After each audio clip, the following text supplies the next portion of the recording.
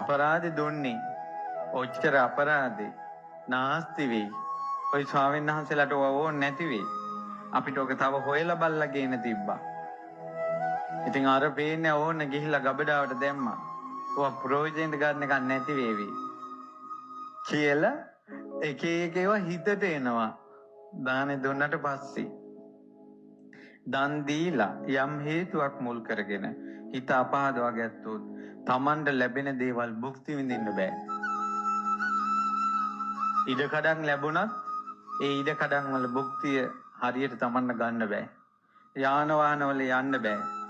ධනෙ තිබ්බත් හොඳට ඇඳලා පැළඳලා ලස්සනට ඉන්න බෑ යාට. කොයිතරම් හොඳට කෑම බීම තිබ්බත් කීල් බතක් කාලා ඔහේ ඉඳයි ආසා. රස්නෙට මිහිරට රසට කාලා ඇඳලා ඉඳ හිතෙන්නේ නැහැ. දානේ දීලා හිත පහදවගෙන නැහැ.